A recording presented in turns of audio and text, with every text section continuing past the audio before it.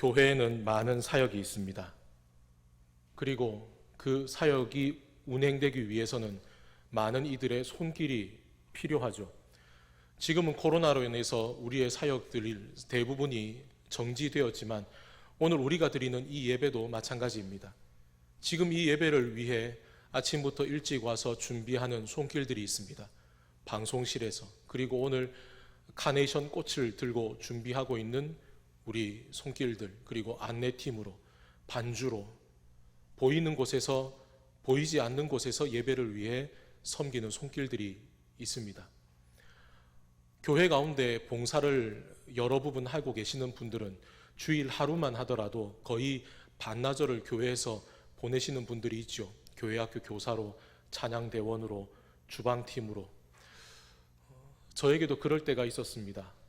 아침 7시 일부 예배 찬양대 지휘를 할 때에는 아침 7시 예배를 위해서 6시에 나와서 예배를 준비하고, 마치면 교회학교 교사로, 청년부에는 청년부 리더로, 저녁 7시에 있는 저녁 예배 찬양까지 끝나고 나면 주일 하루 12시간 이상을 꼬박 교회에 있었던 적이 있죠. 코로나로 인해서 우리의 일상이 멈추었습니다. 우리의 예배도 마찬가지입니다. 교회에서 모여서 함께 예배하는 것이 멈추어졌고, 온라인으로 가정에서 모이게 되었고, 교회 사역이 중지되었습니다. 어떻게 보자면 더 많은 시간을 하나님 앞에 예배할 수 있게 되었죠. 봉사를 많이 하시는 분들이 이렇게 토로하는 것을 들은 적이 있습니다. 목사님, 너무 힘듭니다. 해야 될 봉사가 너무 많아서 주일날 예배에 집중을 못합니다. 그렇게 보자면 이제 예배할 시간이 더 많아졌으니 더 하나님 앞에 나아갈 수 있는 기회가 열린 거죠.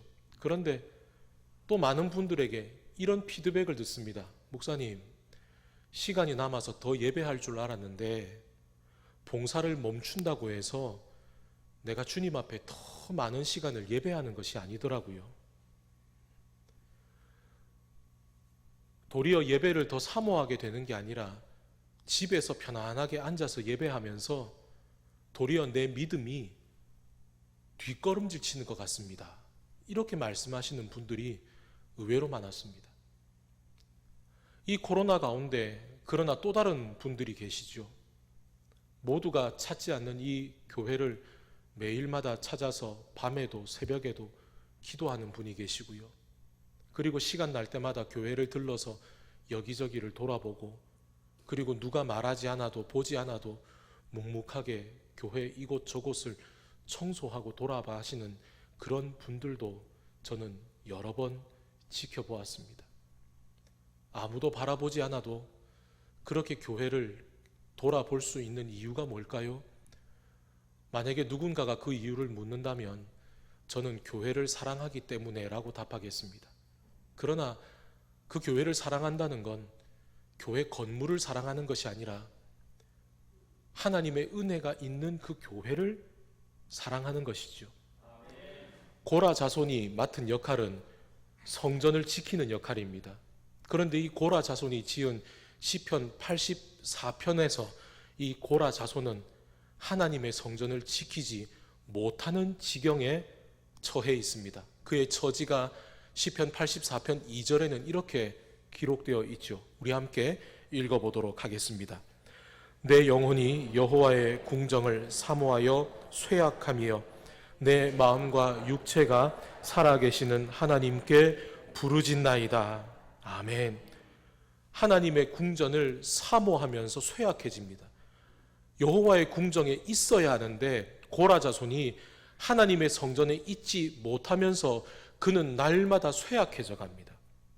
그런데 그런 그가 어떻게 고백할까요? 이어지는 구절은 이렇습니다. 우리 함께 읽어보겠습니다. 주의 궁정에서의 한 날이 다른 곳에서의 첫날보다 나은즉 악인의 장막에 사는 것보다 내 하나님의 성전 문지기로 있는 것이 좋사오니. 아멘.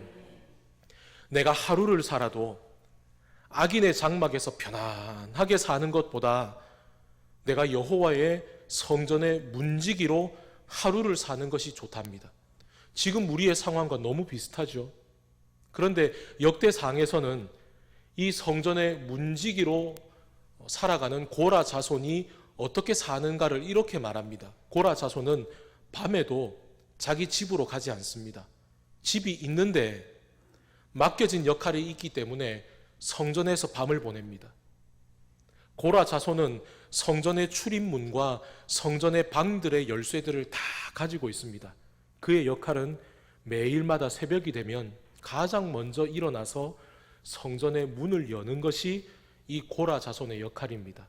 그러니 여러분 어떻습니까? 절대로 편한 일은 아니죠. 어디 마음 편하게 놀러 갈 수도 없고 아프다고 해서 누군가에게 맡기고 쉴 수도 없습니다. 그런데 고라 자손은 그 하나님의 성전의 문지기로 하루를 살아도 그렇게 사는 것이 훨씬 좋답니다. 왜일까요?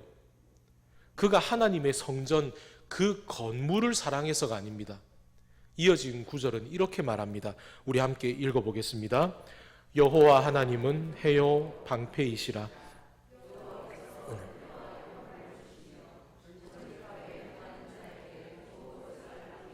아니하실 것임이니이다. 아멘.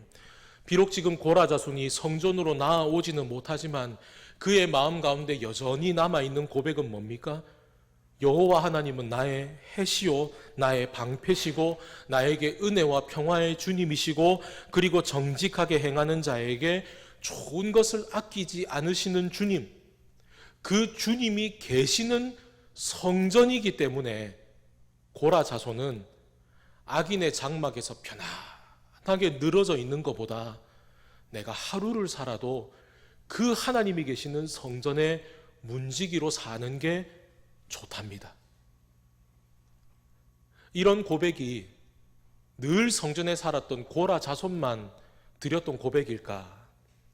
다윗 왕은 그 어떤 왕보다도 하나님을 사랑하는 왕이죠. 그가 지은 시편 18편 1절은 이렇게 시작합니다. 여러분 저를 따라서 고백해 보시겠습니다. 나의 힘이신 여호와여,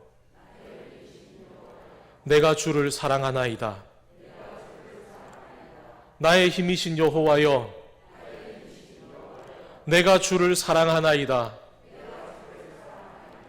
여러분 이것이 다윗의 고백뿐 아니라 저와 여러분의 고백이 되기를 원합니다. 내가 주를 사랑하나이다. 그런데 다윗이 이렇게 고백할 수 있는 이유가 뭡니까? 여호와 하나님이 나의 힘이 되시기 때문이죠. 그 힘이 되시는 여호와 하나님에 대해서 이어지는 2절에서 다윗은 이렇게 고백합니다. 우리 함께 읽어보겠습니다. 여호와는 나의 힘이신 여호와여, 내가 주를 사랑하나이다. 여호와는 나의 반석이시요 나의 요새시요 나를 건지시는 이시요 나의 하나님, 나의 바위시요 나의 방패시요 나의 구원의 뿌리시요 나의 산성이시로다. 아멘. 여러분 다윗이 하나님을 사랑하기 때문에 하나님께서 다윗의 산성이 되어 주신 겁니까? 아니죠. 다윗이 하나님을 사랑하기 때문에 하나님께서 다윗의 그 사랑을 받으시고, 그래 네가 나를 사랑하니 내가 너의 방패가 되어 주겠다, 그렇게 말씀하신 겁니까? 아닙니다. 하나님께서 다윗의 방패가 되어주시고 산성이 되시고 반석이 되시고 그의 피할 언덕이 되어주셨기 때문에 그 힘이 되신 하나님을 바라보면서 다윗도 고백하는 거죠. 내가 주님을 사랑합니다. 그런데 여러분, 하나님께서 다윗의 반석이 되신다는 것은 무슨 의미입니까? 하나님께서 다윗 위에 계신 게 아니라 다윗의 밑에서 다윗을 든든히 떠받쳐 올려주신다는 얘기입니다. 여러분, 하나님께서 다윗의 방패가 되어주신다는 것은 무슨 의미입니까? 화살이 날아오는데 하나님께서 다윗 앞을 막아서셔서 다윗의 몸으로 날아오는 그 화살을 하나님께서 온 몸으로 대신 막으셨다는 얘기입니다. 여러분, 이걸 한마디로 뭐라고 말할 수 있을까요? 하나님께서 다윗을 사랑하신다는 말입니다. 여러분, 우리는 지난 주간을 통해서 예수 그리스도께서 산 아래로 내려오셔서 예수님의 말씀을 듣기를 사모하는 사람들에게 이제 예수님께서 말씀하시는 내용들을 우리 함께 묵상했죠. 우리 다시 한 번 더 그 말씀 읽어보십시다. 누가복음 6장 우리 20절로부터 23절까지의 말씀을 우리 함께 읽어보십시다. 누가복음 6장 20절로 23절의 말씀입니다. 예수께서 눈을 들어 제자들을 보시고 이르시되 너희 가난한 자는 복이 있나니 하나님의 나라가 너희 것이며 지금 줄인 자는 복이 있나니 너희가 배부름을 얻을 것이며 지금 우는 자는 복이 있나니 너희가 웃을 것이며 인자로 말미암아 사람들이 너희를 미워하며 멀리하고 욕하고 너희 이름을 악하다 하여 버릴 때에는 너희에게 복이 있도다. 그날에 기뻐하고 뛰놀라. 하늘에서 너희 상이 큼이라. 그들의 조상들이 선지자들에게 이와 같이 하였느니라. 아멘. 여러분, 지금 이 말씀 가운데 주님은 어떤 분이십니까? 이 땅 가운데 뭐 하나 기댈 것 없는 가난한 사람들에게 하나님의 나라를 허락하시고 이거 다 네 거다 열쇠를 주시는 분. 이 땅 가운데 배고파 줄이고 목마른 자들에게 누구나 줄 수 있는 것이 아니라 세상 가득한 하나님의 은혜를 그들에게 배불리 먹이시고 생수로 그들의 목마름을 해결해 주시는 분. 예수 그리스도를 따라가기 때문에 이 땅 가운데 고난당하는 이들 그냥 혼자 두지 않으시고 그들에게 기쁨과 즐거움을 회복시키시는 분.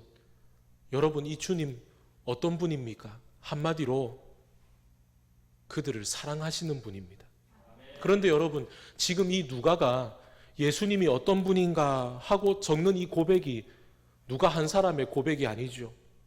예수께서는 그분의 삶을 통해서 이들을 향하신 주님의 사랑을 몸소 보여주셨습니다. 아기가 어머니의 산도를 따라서 나올 때에는 온갖 불순물들을 다 뒤집어 쓰고 나오죠. 예수께서 어머니 마리아의 몸을 통해 이 땅 가운데 나올 때에도 온갖 불순물을 다 가지고 나오셨습니다. 그 예수님이 처음 누이셨던 침상이 어떤 곳입니까? 짐승들의 먹이를 담아 놓는 말 구유통이었습니다. 근데 예수께서 그렇게 육신으로 이 땅을 오신 이유가 뭡니까?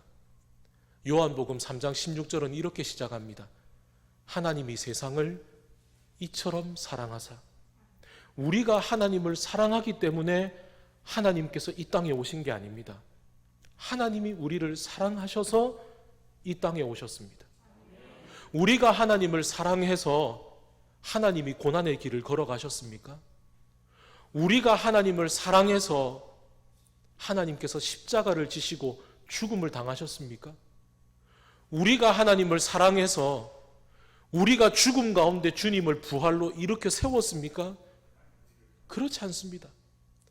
하나님이 우리를 사랑하셔서 이 땅 가운데 고난의 길을 걸어가시고 하나님이 우리를 사랑하셔서 이 땅 가운데 십자가를 지고 죽음의 길을 스스로 선택하셨습니다. 하나님이 우리를 사랑하셔서 이 땅 가운데 부활하심으로 우리에게 부활의 산 소망이 되셨습니다. 그 주님의 사랑에 대해서 사도 요한은 요한 1서 4장을 통해 우리에게 이와 같이 말합니다. 우리 함께 4장의 말씀을 읽어보도록 하겠습니다. 하나님의 사랑이 우리에게 이렇게 나타난 바 되었으니 하나님이 자기의 독생자를 세상에 보내심은 그로 말미암아 우리를 살리려 하심이라. 사랑은 여기 있으니 우리가 하나님을 사랑한 것이 아니요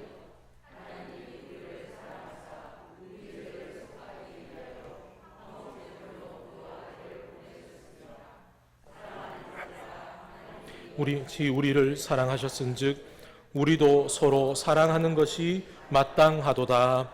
아멘. 이날 예수님을 만나기 위해서 이 평지로 모여든 사람들은 시간이 남아서 온 게 아닙니다. 지금 예수님이 계신 곳에서 가까이 살고 있기 때문도 아닙니다. 호기심이 있어서 온 것도 아닙니다. 예수님을 만나야 이 병을 고칠 수 있으니까, 예수님을 만나야 그 복음을 들을 수 있으니까, 한마디로 여기에 모인 사람들은 예수님이 아니면 안 되는 사람들입니다. 그런 그들에게 주님께서 복을 주셨습니다. 그들이 예수님을 사랑하기 때문에 예수께서 복을 주신 겁니까? 아니요. 예수께서 그들을 사랑하시기 때문에 그들에게 복을 주신 겁니다. 여러분, 그렇다면 우리는 어떻습니까? 오늘 우리가 이 자리에 모여서 주님을 예배하는 이유가 시간이 남아서입니까? 이 교회에서 여러분 집이 가깝기 때문입니까? 교회가 어떤 곳인지 궁금하기 때문에 호기심으로 온 겁니까? 아니죠. 우리가 이 땅을 살아갈 수 있는 힘이 오직 하나님으로부터 주어진다는 것을 알기 때문에 이 땅 가운데 우리가 그 주님의 은혜를 누리기 위해 우리가 이곳에 나와왔습니다. 그런 우리에게 주님께서 동일한 복을 허락하십니다. 그렇기 때문에 예수께서 이들에게 말씀하신 그 복에 대한 말씀은 우리에게도 큰 은혜가 되지요. 우리에게 복을 주시는 하나님을 찬양합니다. 또한 우리에게 복을 주시는 주님이 우리는 너무 좋습니다. 그런데 오늘 우리가 읽게 되는 이 이어지는 본문은 우리에게는 좀 불편합니다. 너희 원수를 사랑하라고요. 너희에게 복을 주시겠다 말씀하시는 주님의 말씀은 우리 귀에 송이꿀처럼 달고 듣기 좋은 말인데, 너희 원수를 사랑하라 말씀하시는 주님의 말씀은 그다지 와닿지도 않고 별로 듣고 싶은 얘기도 아닙니다. 그러나 예수께서는 둘러선 사람들에게 그들을 부르시기를 듣는 자라고 말씀하셨습니다. 그 말은 예수님의 말씀을 듣고 싶은 건 듣고 듣기 싫은 건 걸러 듣는 것이 아니라 귀에 뚜껑이 없는 것처럼 주님께서 그들에게 선포하시는 그 말씀들을 하나도 떨어뜨리지 않고 들어야 한다는 것을 말씀하시기 때문입니다. 여러분, 우리가 복음으로 인해 고난받는 것 기뻐할 수 있습니다. 왜냐하면 때로는 고난이 지금 우리가 주님의 뜻대로 살아가는 것을 증명하는 증거가 되기도 때문이죠. 때론 우리가 고난 가운데에서도 참을 수 있습니다. 고난이 아무리 힘들어도 이 고난 뒤에 우리에게 주어질 영광의 면류관이 이 고난보다 훨씬 더 크다는 것을 우리가 알기 때문입니다. 그런데 원수를 사랑하라는 건 이건 쉽지 않습니다. 지금 내 옆에서 이 믿음의 고난을 함께 겪고 있는 내 믿음의 형제 자매를 사랑하는 것은 쉽습니다. 그러나 지금 이 말씀은 무엇라 말합니까? 지금 너에게 그 고난을 주고 있는 그 원수를 사랑하랍니다. 이 사랑을 용서라는 말로 바꾸어 보면 어떨까요? 며칠 전에 제 아내를 도와서 양파를 깔 일이 있었습니다. 근데 양파를 깠더니 양파가 까맣게 상했습니다.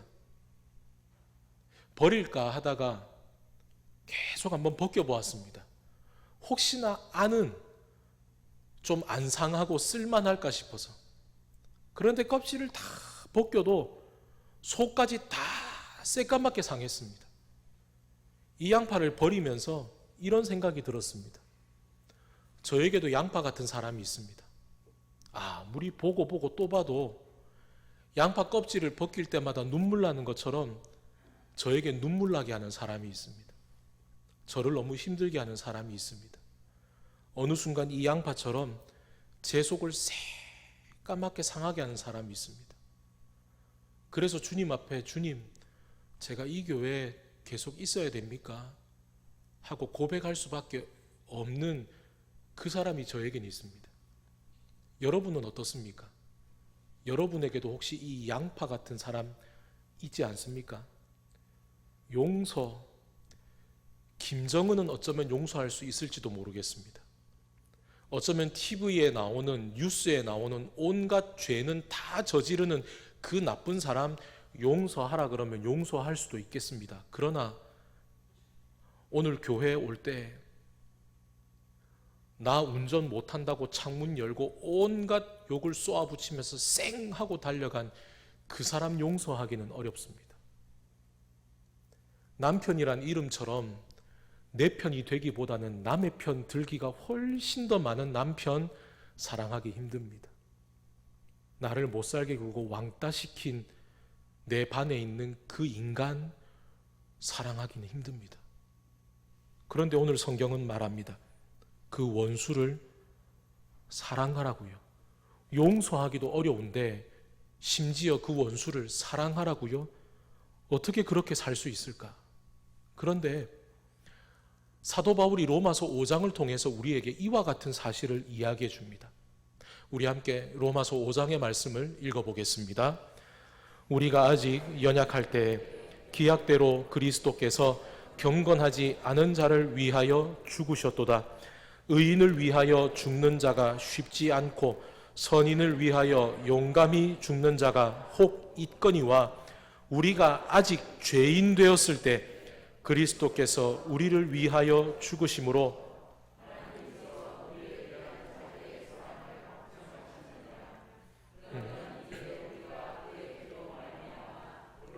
심을 받았으니 더욱 그로 말미암아 진노하심에서 구원을 받을 것이니 곧 우리가 원수 되었을 때에 아들의 죽으심으로 말미암아 하나님과 화목하게 되었은즉 화목하게 된 자로서는 더욱 그의 살아나심으로 말미암아 구원을 받을 것이니라. 아멘. 여러분, 이것이 어떻게 사도 바울만의 고백이겠습니까? 이 구절을 통해서 다시 한번 우리가 상상해 본다면 마치 주님께서 우리에게 이와 같이 질문하시는 거죠. 너 원수 사랑하는 거 힘들지? 예, 주님, 너무 힘듭니다. 그런데 너 그거 아니? 내가 너를 사랑할 때 너도 나를 원수 대하듯이 대했다는 걸 말이야. 내가 너를 위해 죽을 때 너는 절대로 의인이 아니고 세상 가장 깊은 죄의 늪에 빠져 있던 죄인이었다는 그 사실을 말이야. 내가 너를 사랑할 때 결코 너는 나를 사랑하지 않았단다. 도리어 너는 나를 원수 대하듯 했고 나는 나의 원수인 너를 사랑했단다.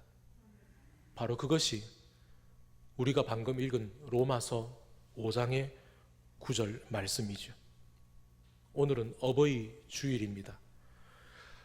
부모가 자녀를 사랑하는 이유가 무엇일까요? 내 자녀가 다른 집의 자녀들보다 더 잘생기고 더 똑똑하고 더 착해서요? 그러지 않을 때도 있죠. 내 자녀가 다른 집의 아이들보다 못생기고 공부도 못하고 말썽 피우고 때로는 부모한테 원수처럼 대들어도 부모는 자녀를 사랑합니다. 이유는 뭡니까? 딱 하나입니다. 내 자녀이기 때문에 그렇습니다. 일전에 제 왼쪽 손바닥에 있는 흉터에 대해서 이 흉터의 원인을 말씀드렸던 적이 있습니다. 저는 기억도 나지 않는 아주 어릴 때 제가 고압선을 잡았답니다. 고압선을 잡아서 제 손바닥에 살이 녹아버릴 만큼 제가 죽어갈 때 그 모습을 본 저의 아버지가 앞도 뒤도 돌아보지 않고 저를 뒤에서 끌어안았답니다. 그렇게 같이 고압선에 감전되어서 죽기 살기로 저를 고압선에서 떼냈답니다. 그래서 그때 살이 녹아내린 상처가 커서 어른이 된 지금도 제 왼쪽 손바닥에는 선명하게 있습니다. 어릴 때에는 제 손바닥의 흉터가 부끄러웠습니다. 그런데 나이가 들면서 이 흉터를 볼 때마다 죽음을 무릅쓰고 저를 뒤에서 끌어안은 아버지의 사랑을 돌아봅니다. 이제는 저 자신도 두 아이의 아버지가 되어서 이제는 제 손바닥의 흉터를 볼 때마다 이런 질문을 던집니다. 나를 살리기 위해 나를 끌어안았던 내 아버지처럼 나도 내 자식을 위해서 내 목숨을 버릴 그럴 아버지가 나는 될 수 있을까? 라고 하는 건 말이죠. 부모의 사랑도 이런데 하나님의 사랑은 어떨까요? 오늘 우리가 읽은 본문 가운데 너희 원수를 사랑하며, 근데 여기에서 이 사랑이라고 고백되어 있는 헬라어 단어는 아가페, 즉 하나님이 우리를 사랑하시는 그 사랑입니다. 원수인 우리가 하나님을 사랑하기도 전에 먼저 우리를 사랑하셔서 우리를 위해 이 땅에 오시고 우리를 위해 고난과 죽음의 길을 선택하신 바로 그 사랑, 너희 원수를 사랑하는 사랑이 바로 그 하나님의 사랑이랍니다. 우리가 한 가지 오해하는 것이 있습니다.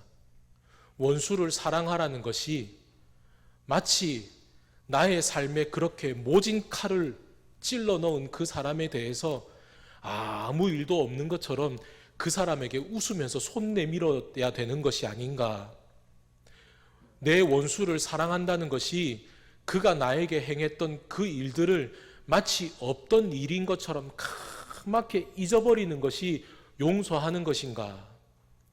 그렇게 생각하면 우리는 우리의 원수를 도저히 사랑할 수 없습니다. 용서할 수도 없습니다. 그래서 우리는 그냥 애초부터 포기합니다. 원수를 사랑하는 건 내가 할 수 있는 게 아니야. 이건 내가 할 수 없는 일이야. 포기해버리는 거죠. 그러나 여러분, 오늘 예수 그리스도께서 너희 원수를 사랑하며 라고 하실 때 그 사랑에 아가페를 쓰신 이유가 뭐겠습니까? 우리가 우리의 원수를 사랑한다는 건 내가 사랑하는 게 아닙니다. 우리가 주님께 원수 되었을 때도 주님께서 우리를 먼저 사랑하신 것처럼 원수와 나 사이에 그 하나님의 사랑이 있다는 걸 인정하는 겁니다. 그리고 그 하나님의 사랑이 우리 안에서 어떻게 작용되는지를 우리가 하나님 앞에 맡겨드리는 겁니다. 그게 바로 우리가 우리의 원수를 사랑할 수 있는 첫걸음입니다. 우리가 이건 할 수 있는 거지 않습니까? 전 예전에 여러분들에게 코리 텐붐이라고 하는 한 네덜란드 여성의 이야기를 나누어 드린 적이 있습니다. 2차 세계대전 때 네덜란드에 살고 있는 그 코리 텐붐의 가정은 시계를 수리하는 수리공의 가정이죠. 하루는 비가 오는 날 이 가정에 누군가 문을 두드립니다. 문을 열어보았더니 한 여인이 갓난아기를 안고 있습니다. 그런데 이 여인의 팔에는 삼각형 2개가 교차로 엇갈려 있는 별이 새겨져 있습니다. 이 여인은 유대인이란 얘기죠. 그리고 이 여인이 유대인이란 얘기는 곧 포로 수용소에 끌려간다는 거고, 이 여인을 숨겨주는 사람도 똑같은 벌을 받는다는 얘기입니다. 그런데 코리 텐붐의 아버지는 이 여인과 아이를 자기 집에 숨겨줍니다. 그때부터 이 가족들이 모두 다 유대인들을 숨겨주고 탈출시키는 일을 합니다. 이들이 그 일을 할 수 있었던 이유가 무엇일까? 그들이 믿음의 가정이었기 때문입니다.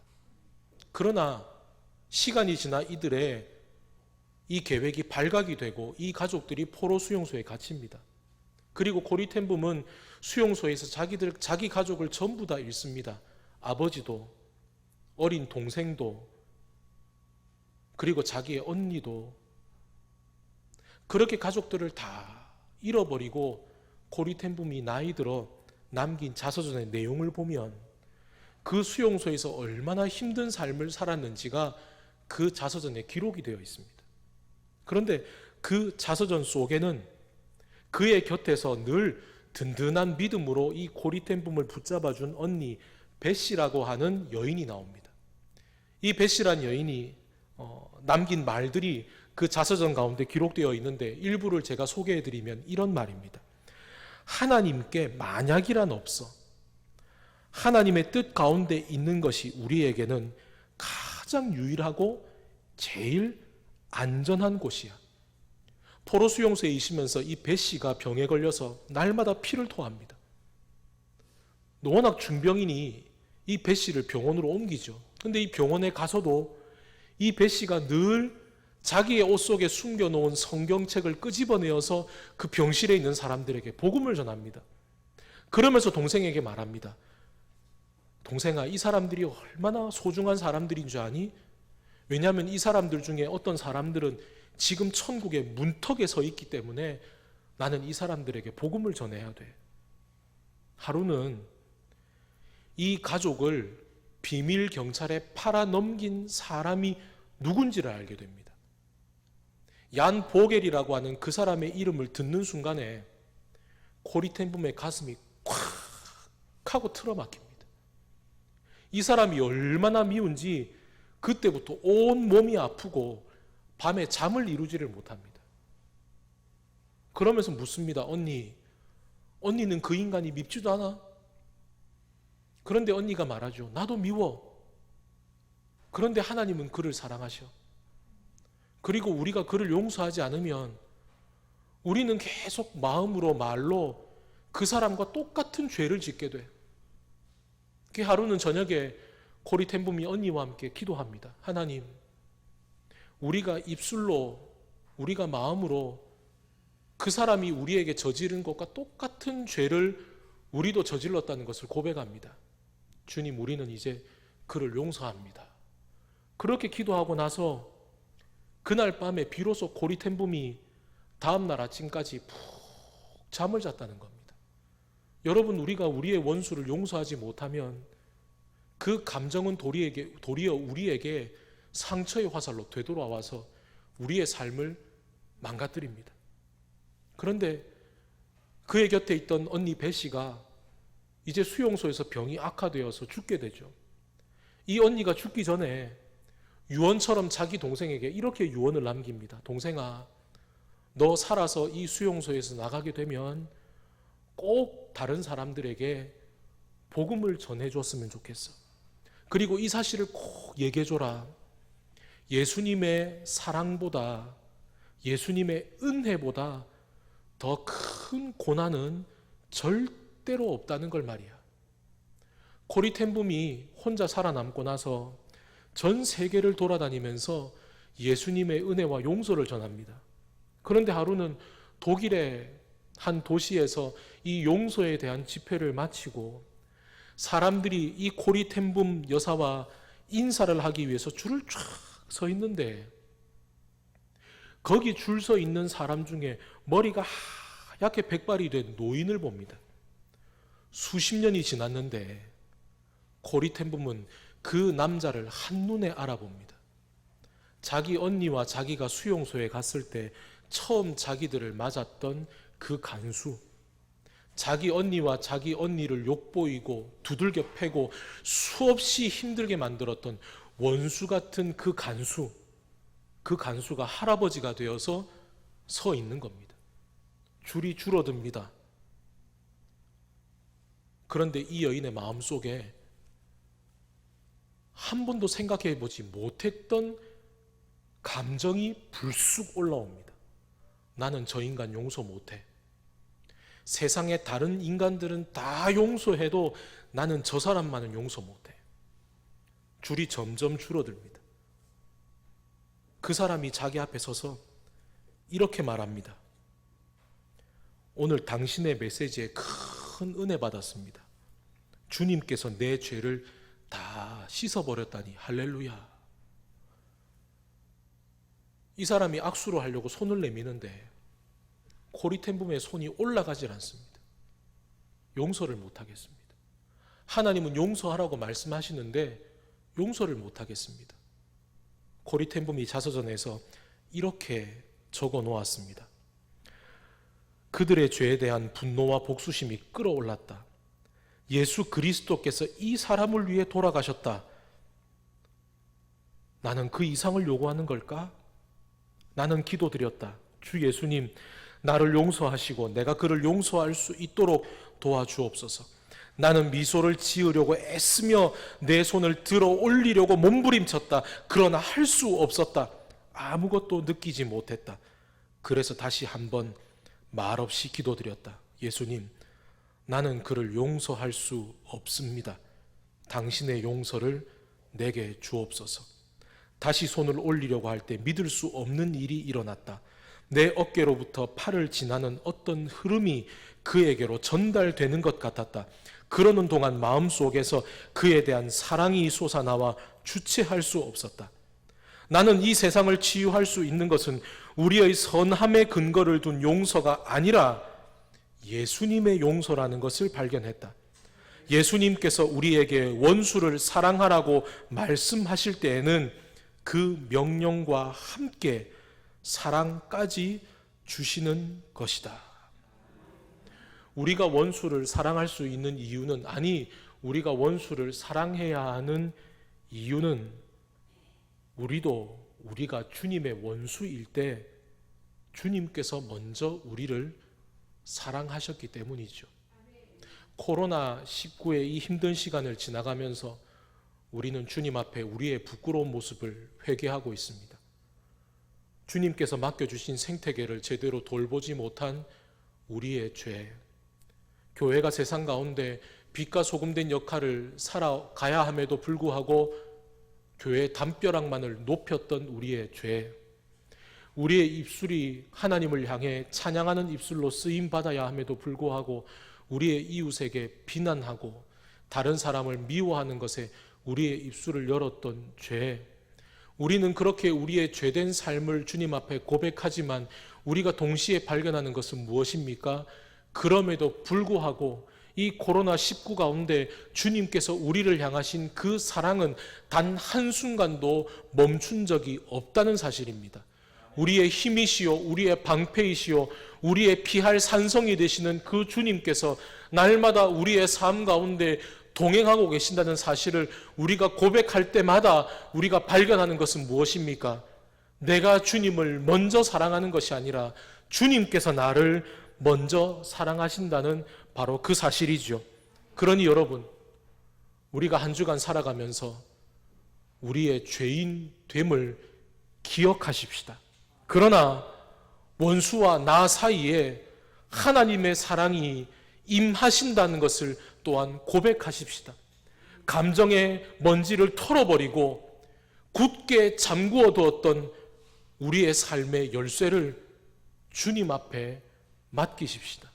주님, 이제 주님께서 여시고 주님의 사랑이 일하실 수 있도록 저의 삶을 주님께 맡기게 하옵소서.